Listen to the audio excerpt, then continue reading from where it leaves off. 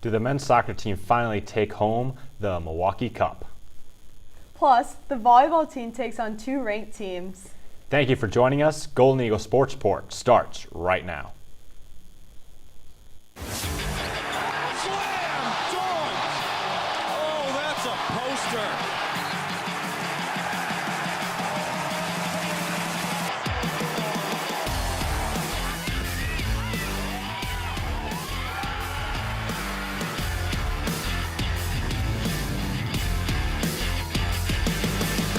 Live from the Jeannie Hayes Virtual Studio at Marquette University, this is Golden Eagle Sports Report. Marquette gets the rebound, and the champions have gone down.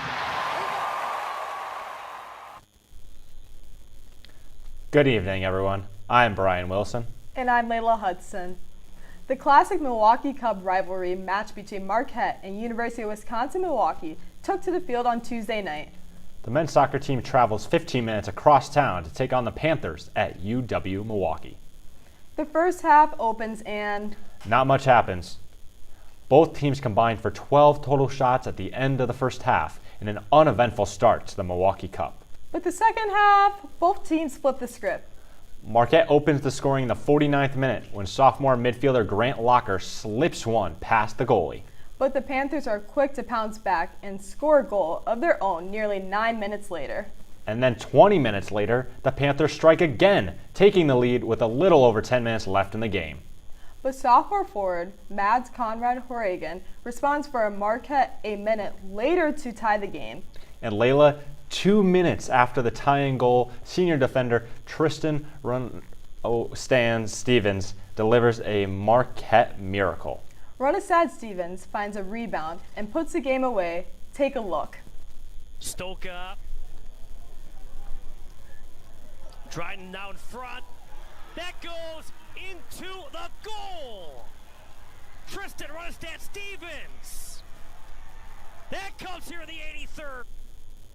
Marquette wins 3-2 and takes home the Milwaukee Cup after a 2-year standstill. The Marquette women's volleyball team faces off against the Minnesota Golden Gophers in an action-packed match this past Sunday.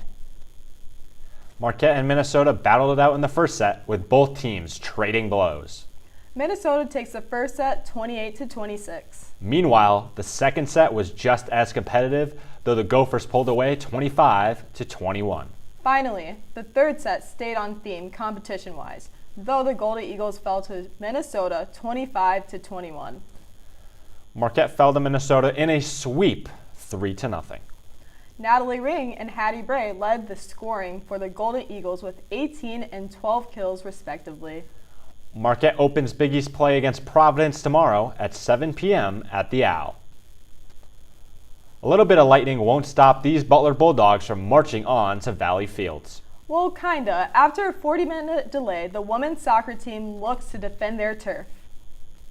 The game opens and these Bulldogs don't bark. They bite, scoring 2 goals in the first 35 minutes of play. The Golden Eagles find themselves down 2-0 going into halftime. Marquette soccer needs a miracle once again. The second half starts and Butler keeps up the pressure.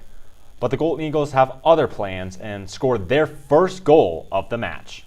Senior midfielder Kate Downs hits a top corner of the net to make the score 2-1. And in a similar fashion, Marquette answers again 2 minutes later. Junior midfielder Ella McKinlin is the hero. She scores the must-see game-tying goal in the 67th minute. Take a look. Drives it to the corner and it goes off the crossbar. Rebound attempt, and this game is tied.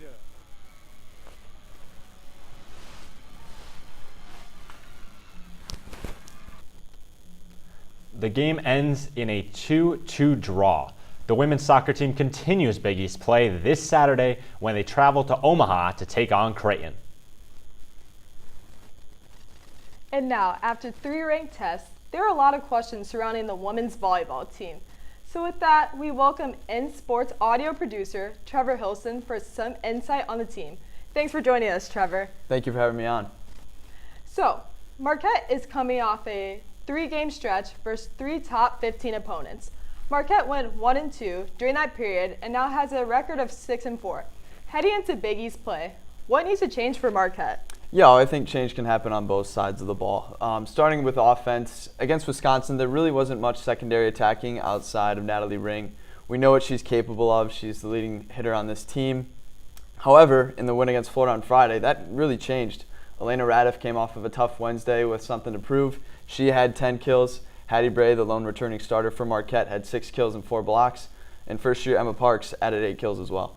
And then, even in the loss against Minnesota, Parks and Radiff each had 7 kills. Hattie Bray had 12. So you're seeing that secondary attacking pick up, which is going to really help Marquette in Big East play. And then on the defensive side of the ball, the back row is just too young still, I think. You look at Mari King, Avery Helms, first-year set Isabella Haggard. Marquette's giving up the second highest hitting percentage defensively in the Big East at .235. That's got to change, and I think with experience it will. Yes, for sure. All valid points. Moving on to the next question. 3 first years on the team have already had roles so far at Mendoza's scheme. Kira Schmidt, Isabella Haggard, and Emma Parks all have been playing at a high level. So how big of an impact do you expect them to have on the team heading into conference play? Yeah, well, really, I've mentioned 4 already that play the role. The 3 you mentioned, and then Mari King as well, who's played in all 38 sets and has 40 digs. So they've really been huge for Marquette. It's a young roster. Haggard leads the Big East in assists per set. I think you really look to those 4 to really play a big role. Emma Parks, 15 kills in her last 2 games too. She's been huge in the attack, so they're going to play a big role in conference play. For sure.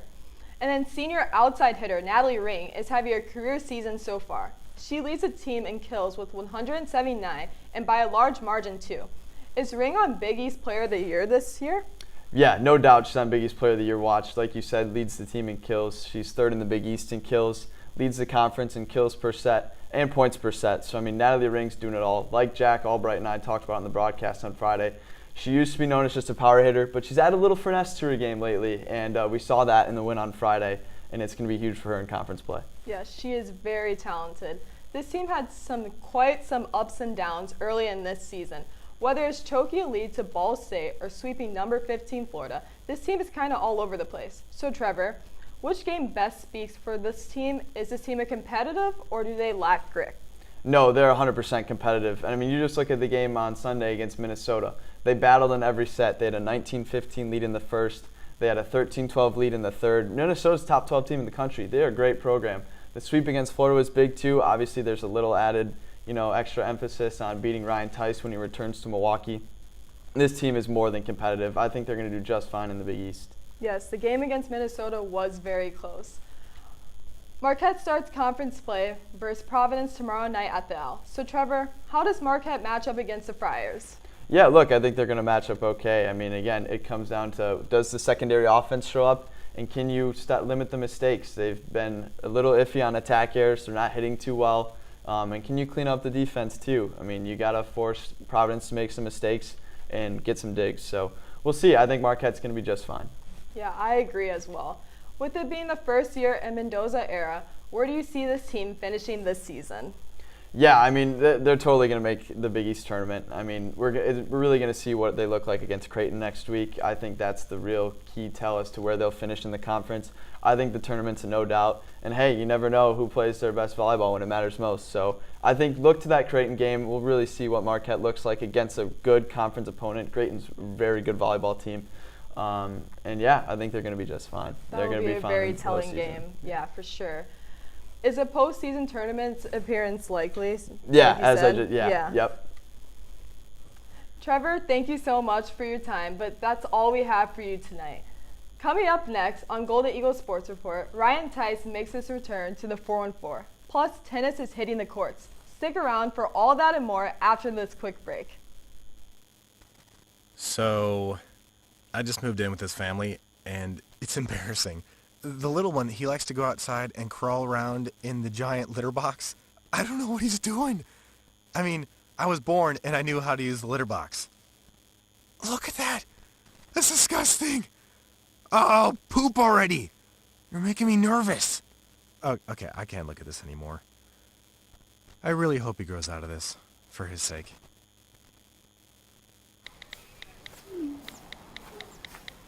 Action!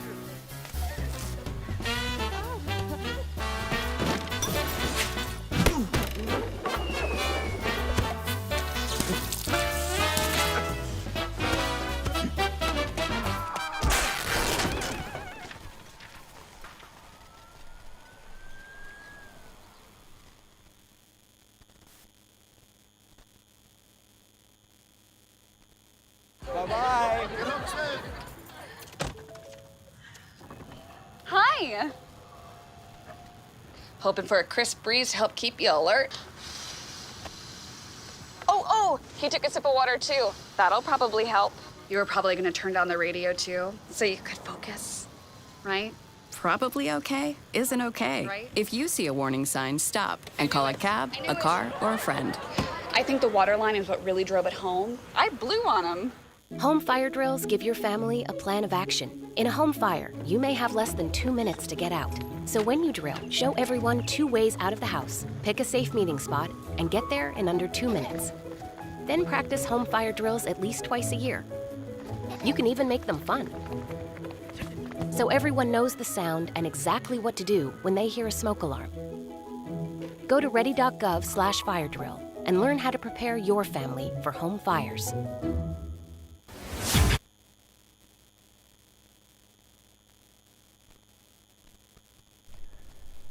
Hello and welcome back to Golden Eagle Sports Report. Once again, I'm Brian Wilson. And I'm Layla Hudson. Marquette's women's tennis competed in the Gopher Invitational this past weekend. The team captured 20 total wins on the weekend. This included an even 10 singles wins and 10 doubles victories. Second-year Elena Duvo win, undefeated 3-0 in singles matches on the weekend. The powerful Golden Eagle duo of Elsie Barnstead and Emma Davis soared over the competition as they had an 18-4 doubles record. Second-year Joelle Feoshad, first-year Maria Poon, and sophomore Luciana Mendoza also secured key singles wins on the weekend. Marquette women's tennis will compete in the Milwaukee Tennis Classic in the next weekend. On the men's side, Marquette competed in the Western Michigan University Invitational last weekend in Kalamazoo, Michigan.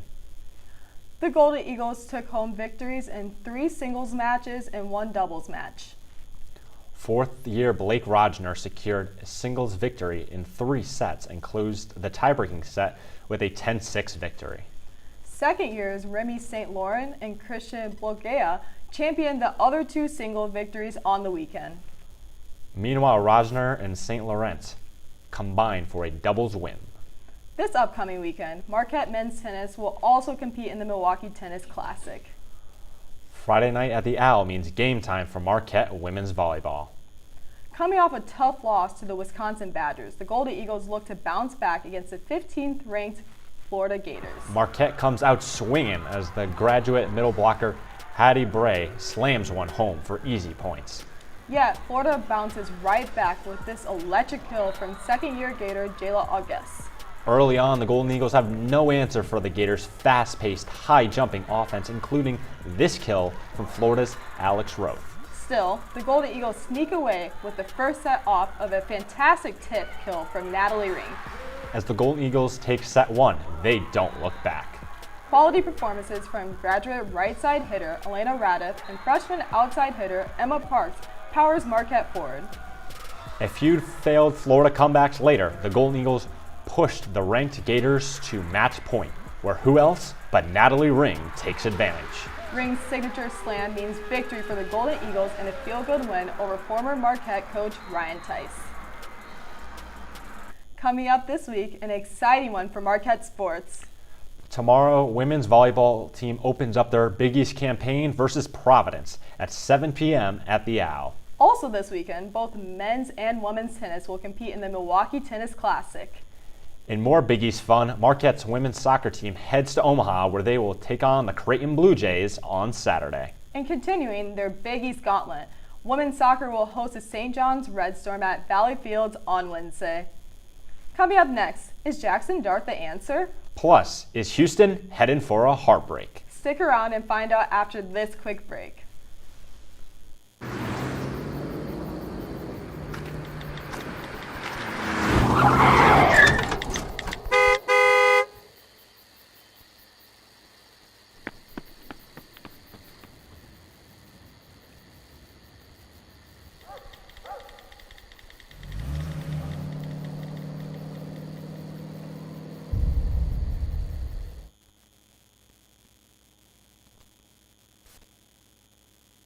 Stem is precise, no margin for error. Dare to forget that. Dare to have fun with it. Get weird with it. Dare to load their minds. Dare to explore. Dare to STEM. Learn more at She Can STEM. Before we celebrate the freedom most Americans have, we must fight for the freedom all Americans deserve. Because all lives can't matter until Black lives matter.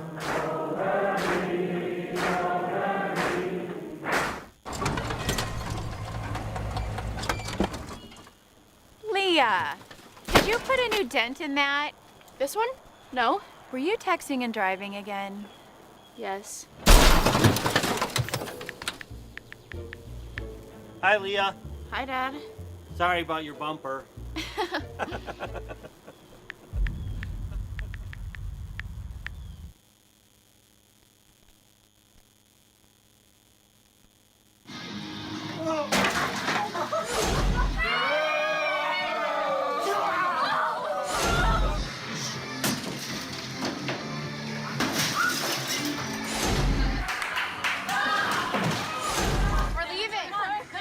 Most party fouls are pretty dumb. But if you decide to drink and drive underage, you could lose your license and your freedom. Underage drinking and driving. The ultimate party foul.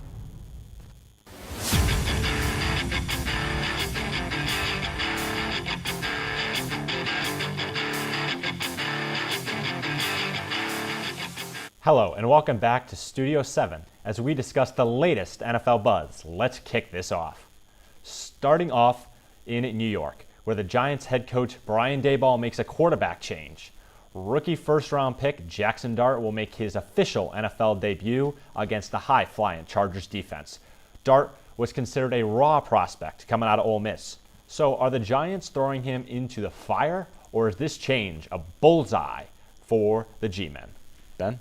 Or Ben, sorry. Yeah, this is a great decision, honestly. This is a great decision by the Giants. Russell Wilson he was struggling, right? We saw against the Cowboys, it was a great game for the Giants. It was a great game overall. They scored a bunch of points, but it's a Cowboys defense, right? This Russell Wilson, it's time for him to take a seat. I think it's definitely the right choice to take a chance on Jackson Dart. Jackson Dart, 4,000 yards coming out of Ole Miss last year. He's played really well, and I think, he had some struggling issues against some good teams in college, but, he had a good win against Georgia his senior year. So I think this is the right decision, right? Like I said, Russell Wilson's struggling. Jackson Dart, I'm rooting for him. Definitely want to see him succeed. It's going to be a fun team to watch if he's able to succeed with that high-flying offensive power with Malik Neighbors and Wan'Dale Robinson. But do I think it's going to work out? Honestly, no. I don't think. I think it's still the Giants need a lot more to do to get some more wins. But I definitely do think it's the right decision. I'm going to agree with you on that. Let me tell you something about Jackson Dart. This guy is a beast. Do you see his eye black, the way he has a scar going through his eye like Anakin Skywalker? This guy's a menace. And I love the way he plays. He plays with grit. He plays with toughness. But the thing is, I think it's just a little too early for him. I think he needs a little more time to develop. You paid this man $21 million, Russell Wilson, Mr. Unlimited. You need to give him a little more time. Like, he's only played through 3 games. He had that game like you talked about with the Cowboys. But I think he just needs a little more time. And especially with this matchup in Week 4 against the Chargers, who have been one of the best defenses in the league so far, I think it's just a little too far to start him already. And when you have a guy like Jameis Winston, at least give him a game just to see what he's got. But with Jackson Dart, like I said, I love this man. This guy has so much aura. But I think it's just a little too early to start him. I think those are both valid points. ESPN Giants reporter Jordan Ronan said that the Giants were actually reaching out to Lane Kiffin and Ole Miss and incorporating some of those offensive plays that he used for the Rebels into that Giants offense, which should set him up for success. I personally think it should have waited a little bit just because this Chargers defense is really good. Wait till next week and don't kind of throw him into the fire. But I think we all knew coming down to it, he was going to end up going somewhere else. Like, they weren't going to go with Russ the entire season because they put Jackson Dart as the number 2 guy. If they were thinking about sitting him all year, it would have been Jameis Winston in that second spot. Moving on to the other team that the Giants are playing, the Los Angeles Chargers have bolted up in the NFL rankings in 2025. They hold an undefeated 3-0 record, including 3 key division wins. Are you buying that the Chargers are Super Bowl contenders in 2025? Let me tell you something about the Chargers. This team is like a team I haven't seen since Phillip Rivers and Antonio Gates. This is one of the most exciting teams in NFL right now. Justin Herbert is playing like an MVP right now. Quinton Johnson is having a redemption year. Keenan Allen is looking like his prime self again. And you guys still have Ladd McConkey and Omari Hampton on the offense. This offense is looking so complete. And like we discussed with the defense, one of the best defenses right now. They're 9th in passing, 9th in rushing, 8th overall in defense. This defense is looking unstoppable. And starting off 3-0 against 3 division rivals, you can't have a better start than that. And honestly, they're one of my favorites to win the Super Bowl right now. And I can't wait to see what they do for the rest of the season. Yeah, honestly, great stuff, Matt. Great stuff. But I think the biggest thing with this, in my opinion, is honestly, guys, it's the NFL girlfriend effect, right? Justin Herbert and Madison Beer are the new Travis and Taylor, in my opinion. Listen, I don't know what it is. I don't know what it is in the NFL. I don't know what's going on. But Justin Herbert, I mean, coming out first, he's first in passing yards in the league already. Quinn Johnson, like you said, redemption year. Like, the Chargers look amazing. They look unstoppable right now. They had the best scoring defense last year as well. Jim Harbaugh is bringing that tough, gritty football from Michigan. I love this team. They're so fun to watch. Super Bowl contender though? Yeah, absolutely not. It's gonna be the It's gonna be the Ravens. Are and you Bills. serious? It's gonna be Ravens. It's gonna be the Ravens man, and Bills. We can equal on it's that. Gonna be listen. Out of the AFC, I still think there's some more that this team needs to do to get over the hump of the Ravens and the Bills. And they beat the Chiefs week 1. Like I said, Taylor and Travis can step aside. But honestly, you can't count out the Chiefs in the playoffs, though. That's always what a I'm saying. dangerous And I was place about to to get be. there. I was about to get to that. Are the Chiefs going to get to the playoffs? Yes, they're going to get to the playoffs. It's Patrick Mahomes and the Chiefs. They always get to the playoffs. Welcome to the NFL, ladies Big and gentlemen. matchup with the Ravens Welcome to the NFL, ladies and gentlemen, where the Chiefs are. Come on now, it's the Chiefs. But like I said, the Chargers, yes, they definitely are a Super Bowl contender, but it's going to be hard. It's going to be rough. It's going to be tough in the AFC with, again, the Ravens and Bills being the Ravens and Bills this year. You brought up the Ravens and Bills, and a big question I have for you. Derrick Henry has fumbled the ball 3 straight games. Yes. Is that going to be a liability for Baltimore, especially against a really good Chargers defense that has held opponents to 16 points per game? Is that an issue for you? And then is Justin Herbert going to be able to lead this team in the playoffs? Because that's something that you kind of were talking about with kind of something when it comes to playoffs. How are they going to be able to handle this issue about getting over the hump? Very, very good point right there. And like I said, I think that the Chargers in the playoffs are a big question. Justin Herbert, I mean, can we go back to the game against Jacksonville? Like, that was a complete, that was terrible. That was a complete fall off of that. Yeah, it was just absolute fall. But I think this is a Herbert redemption year. I think Herbert can win a first-round game in the playoffs. Last year, of course, they had that fallout against the Texans. But no, I think that. First of all, the Ravens are going to be the Ravens. God. Don't ever, In the playoffs, Derrick Henry fumbling doesn't mean anything for the Ravens. They are going to be the Ravens. What about their Lamar defense? Jackson. Their defense can't stop anybody. The defense They ranked played right a good now. Lions team. They played a good Lions team. The Lions are really good. But the thing is, the Lions are really good. with the defense, they're ranked last in points per game, and they're one of the worst defenses in the whole league. As a Ravens fan, I've watched every single second of these games, and it hurts my soul just to watch that defense. They played the Bills. They can't even stop a nosebleed right now. They played the Bills and the Lions. They're But going to be still, you should be able to win those games. We'll see this week. Chiefs-Ravens going to be a good one. I think that'll tell a lot, honestly, about both those teams coming in 1 and 2. I think that will send a lot about their mental toughness as well, how they approach that game. The Ravens are going to be Ravens. You brought up Justin Herbert MVP, Matt. Do you think that's a possibility? I think, especially what we saw in his rookie year when he set multiple records for passing yards and passing touchdowns, I can definitely see if they lead this team to maybe like a 2 or 3 seed, I can definitely see him winning MVP because Justin Herbert has so much potential. And I think if he, with the right tools like the ones that he has in this team, especially with the defense and the right team, and with his new coach, this is a team that I believe that Justin Herbert can win an MVP without a doubt. Yeah, Justin Herbert has 29 touchdowns and 4 interceptions in his year and change under Jim Harbaugh. As C.J. Stroud struggles in his 3rd season in the National Football League, the team looks disconnected all around. Is all hope lost for Stroud in Houston? I'll go with you, Ben, first. The Texans are terrible. They are absolutely horrendous. This has been, we're talking about C.J. Stroud 3rd year. Look, I thought sophomore slump was bad. Can we start like a junior slump? Because this is absolutely horrendous. Listen, C.J. Stroud, he came in the league. He was amazing, right? We talked about Texas defense. DeMeco Ryans came in. Great first-year head coach. The Jaguars game is terrible. The least amount of points in the league almost. It is just, it's just bad. It's all around bad. They need to change their mindset coming into this week. And like I said, junior slump. Come on, C.J. Stroud. We got to do better. We have to do better. I'm completely bought in that the Texans won't make playoffs this year.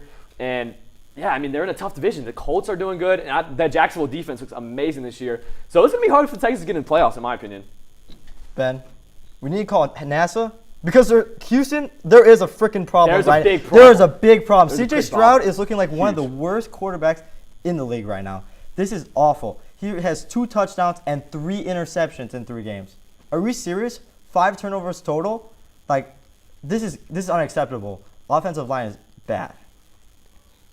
And I think you guys will bring up both points, but let's not forget Bobby Slowick was fired, who was their offense coordinator last year. Nick Haley was the pass game coordinator in LA last year, the tight ends coach. He's taking over, kind of learning how to call plays and kind of run that offense. But I have questions for both of you as a follow-up because you both brought up how bad CJ Stroud has played. Is it time to move on from CJ Stroud in Houston?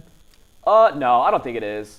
I think that, like I said, it's going to be hard for, it's early in the season, right?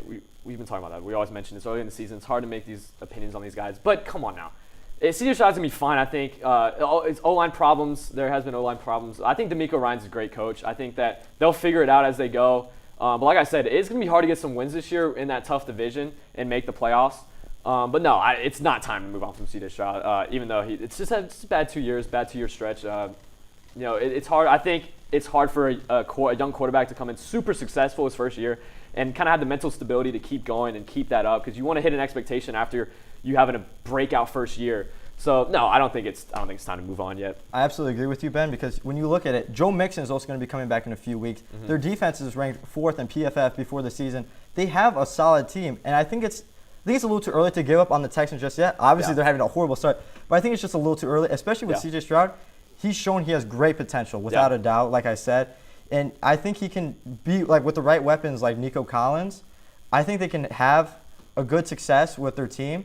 It's just he needs to get out of this slump he's in. I think it's a mental thing, and I think once he gets out of it, they can start rolling. And they do have a tough division, like the Colts and the Jaguars right now being good. But I think they can turn it around. They just need to give them some time. Yeah. I think you guys have great points, and we'll kind of see how Houston's season goes from here. So thanks, guys, for a great discussion. We are out of time for tonight, but tune in next week for all of our coverage of Marquette sports. For Layla Hudson, I'm Brian Wilson. Good night, Marquette.